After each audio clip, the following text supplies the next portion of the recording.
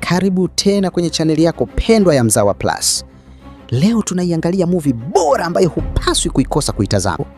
Movie inatoka kwake Tano Brand. Movie inayoitwa Nakuja. Movie moja nzuri ambayo hupaswi kuikosa kuitazama. Movie ni nzuri, ina maudhui mazuri sana. Waru amevaa uhusika. Kwa sasa ndio movie pendwa na ndio habari ya mjini. Tuanze tulipofikikia. Hii ni episodi yake ya 31. Inaonekana Sauda akiwa anaendelea na mpango wake wa kutaka kumtoa kafara Sandra, ndipo tunaona akiwa anamkutanisha Machibia na mshenga aliyemwandaa ambaye ni Chenga.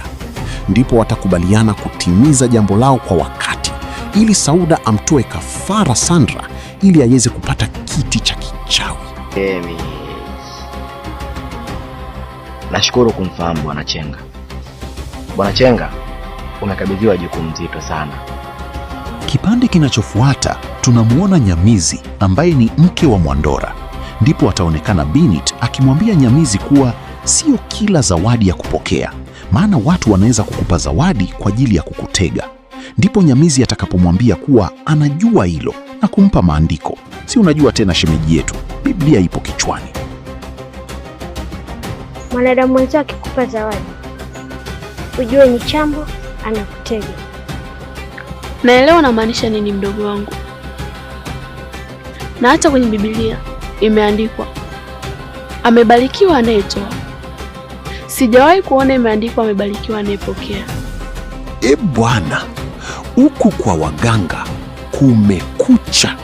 Na siku zote wanakwambia njama za ubaya huwarudia wabaya wenyewe. Baada ya marumbano ya muda mrefu kati ya Vava na Kizigo, ndipo tutaoneshwa Kizigo na Vava wakiwa wanapewa onyo kwa kile walichokifanya kwa kurumbana mbele ya Adhila.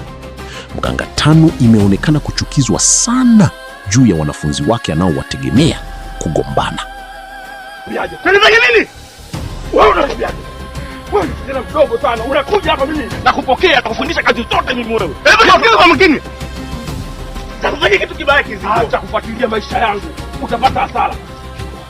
Hasira zisizidi mipaka. Chungeni ndimi zenu. Ulimi ni kiungo kidogo sana, lakini ujivuna majivuno makubwa. Kwa hiyo chungeni ndimi zenu. Huku kwa Mama Kabichi inaonekana kafara inaenda kukamilika. Tunawaona watu wakiwa msibani kwa Mama Kabichi. Punde anaonekana Mama Kabichi ikitoka ndani na kuanza kuwafukuza watu wote waliokuja msibani pale.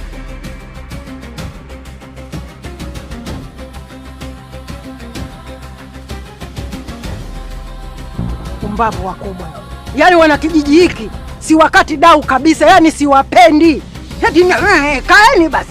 Alafu na huyo mwenyekiti, huyu mtoto mimi sijazaa na mkoa wala sijazaa na wilaya. Huyu mtoto wa kwangu na maamuzi niliyofanya ya kwangu. Sio kuja mtu tukidudu mtu kutoka kwa kuja kunipangia sheria hapa nyumbani kwangu. Mimi nataka sheria za Kambale, eti mkubwa ndevu, mdogo ndevu. Mimi mwenyewe ndio mwenye mtoto pumbavu. Bwana huku naye Sailata na mpango wake wa kumuingiza mpelelezi katika kambi ya Tano inaendelea kupamba moto, na wameshampata binti ambaye awatamtumia katika mipango yao. Mimi ni jambazi nisiyetumia silaha. Ulimi wangu ndo silaha tosha. Nitamlamba Tano kila kona ya mwili wake. Nitahakikisha nampa na mizungu ya pwani. Na zile hekaheka za Suzi na mumewe zinaendelea. Tunamwona Suzi akimpeleka mumewe kwa baba yake baada ya mumewe kuwa chizi. Bwana, kama uchawi ungepewa muda kidogo tu kuufanya unavyotaka, basi vituo vya machizi vingekuwa kama shule za serikali, kila mkoa, kila kata.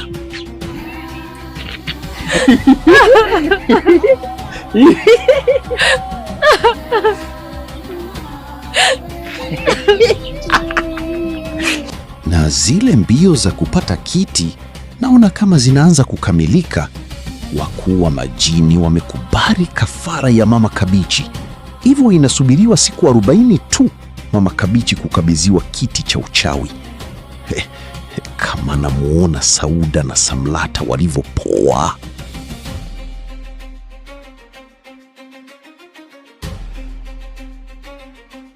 Huku tunamwona Mwamba kesha fika mjini ghafla, anakutana na mdada na kumwambia mama yake hajafa.